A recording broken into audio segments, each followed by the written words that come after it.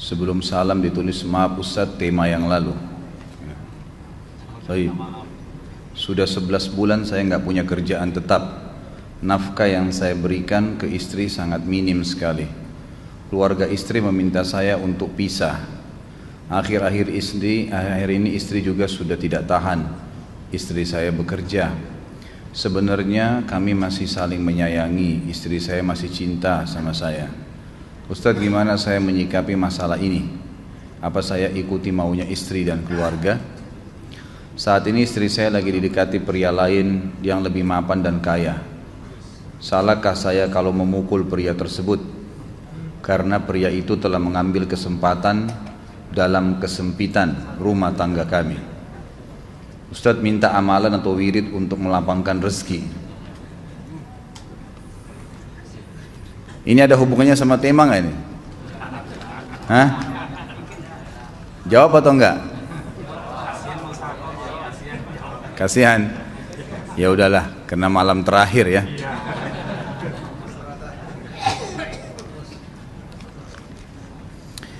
Yang pertama sekali, saya menyarankan Anda saran dari laki-laki ke laki-laki. Prinsiplah. Dan jangan merendahkan diri di hadapan wanita. Maksudnya begini, pada saat seorang wanita yang menjadi istri Anda membutuhkan Anda, tunjukkan kebutuhan kita 1000 kali daripada dia. Dia sayang, dia perhatikan, dia siap berkorban. Kita harus 1000 kali lebih hebat daripada itu. Laki-laki memang penaung. Tapi kapan dibalik?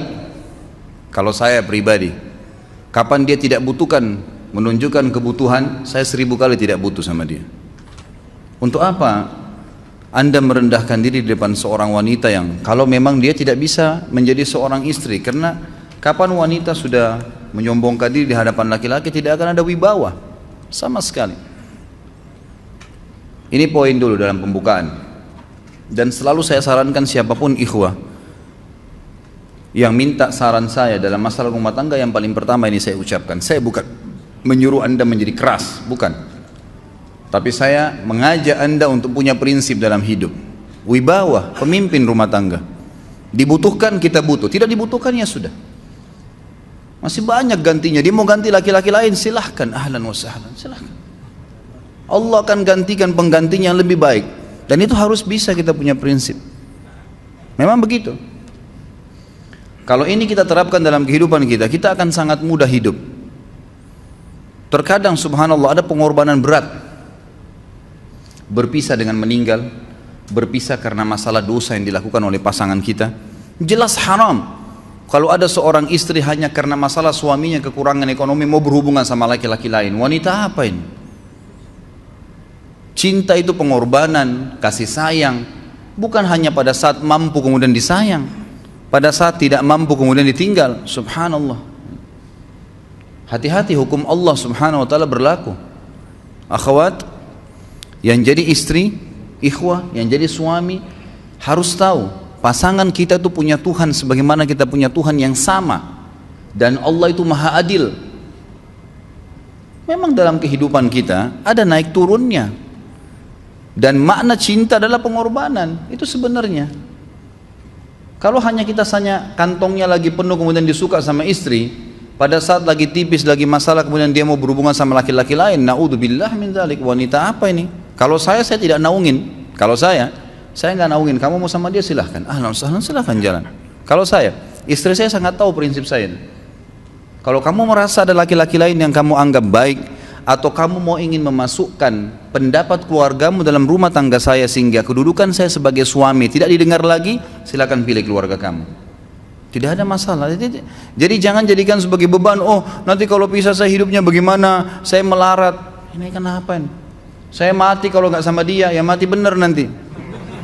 Gila kalau nggak nikah sama dia, gila kalau siapa ini? Ini kenapa ini? Keluar dari bingkai hidup itu. Seorang muslim itu hidupnya mulia. Dia dihormatin, dia menghormatin.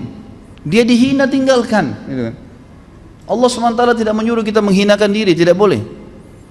Kalau wanita ini misalnya, istri ini yang dikatakan tadi masih mencintai suaminya, dia hanya sekedar minta kerja, ya, garis bawahi kalimat ini ya. Dia hanya sekedar minta kerja untuk membantu nafkah rumah tangga, ahlan wa sahlan, jempol. Nggak masalah. Bagus itu. Sampai suaminya mapan. Itu baik. Tapi dalam kondisi masih status istri punya hubungan sama laki-laki lain, naudzubillah min dzalik. Mana ghirah? Mana kecemburuan positif yang telah Allah pelihara dalam diri kita? Nggak boleh. Pada saat seorang sahabat pulang ke rumahnya mendapatkan istrinya selingkuh dengan laki-laki lain, tidak disebutkan apakah berhubungan biologis atau tidak, tapi yang jelas sahabat ini sampai kaget, masuk ke rumahnya temukan ada laki-laki lain. Dia bingung mau lakukan apa. Dia pergi ke Nabi SAW lalu berkata, ya Rasulullah, saya pulang rumah istri saya lagi sama laki-laki lain. Maksudnya dia pandu saya harus buat apa nih? Apa yang terjadi? Subhanallah, Sa'ad radhiyallahu anhu sahabat Nabi mulia menghenuskan pedang mengatakan, ya Rasulullah, kalau terjadi pada rumah tangga saya akan penggal dua-duanya. Dua-duanya saya penggal nih. Tapi di sini ulama bilang saat ingin menghukum kalau terjadi pada keluarganya dengan penggal ini, bukan maksudnya dia menghukum secara individu, maksudnya dia, saya ingin terapkan hukumnya Allah, dirajam, dibunuh karena mereka sudah menikah dan berzina. Hukum Allah terapkan, kemuliaan agama harus ada. Harus begitu. Seorang istri yang mau tinggal di bawah naungan kita sementara kita sudah berkorban di bawah terik matahari, sudah bekerja, sudah memilih dia dari sekian banyak wanita, kemudian dia mau berkorban, hormatin dia, junjung dia, lindungin dia, rangkul dia, gitu kan? Bela dia, memang harus begitu.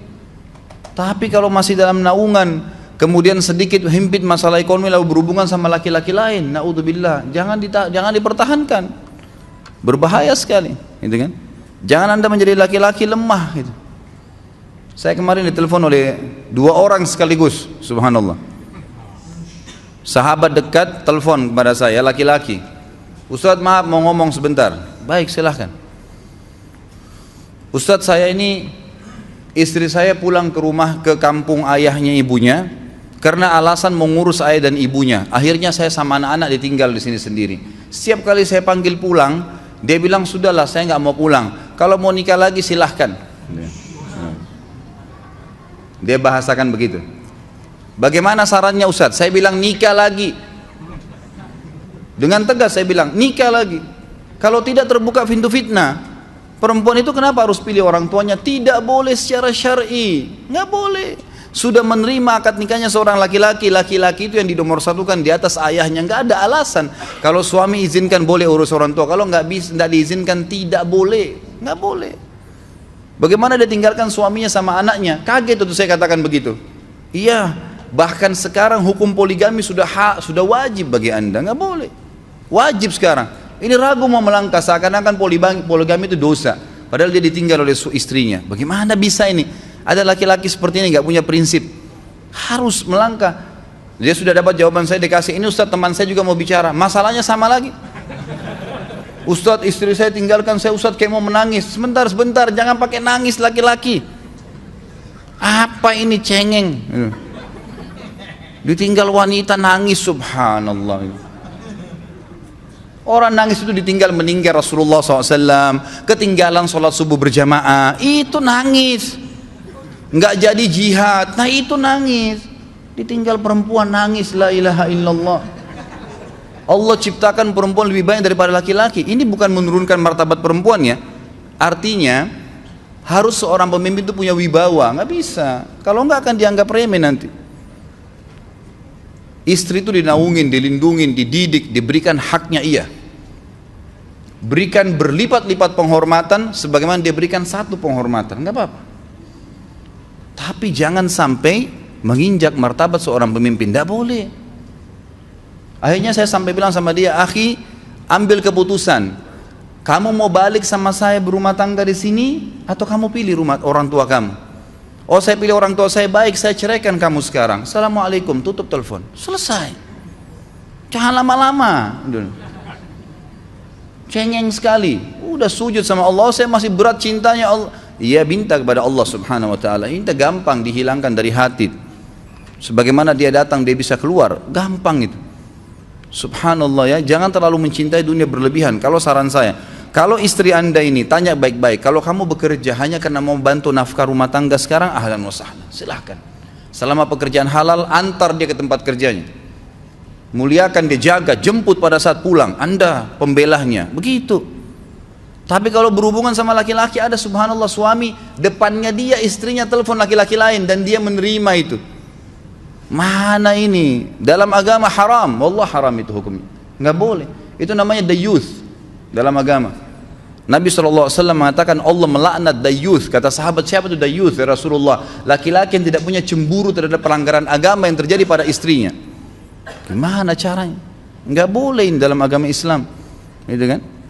Makanya biasakan hati kita terisi dengan cinta kepada Allah SWT dan bukan cinta kepada manusia. Mencintai istri karena Allah yang perintahkan, mencintai suami karena Allah yang perintahkan. Jadi semua karena Allah. Tidak ada kata-kata hilang, tidak ada rugi kalau kita meninggalkannya. Jadi ini hal mendasar yang saya tahu, Allahu alam. Jadi sampaikan seperti itu. Kalau wirid apa? Saran saya adalah memperbanyak istighfar kepada Allah SWT.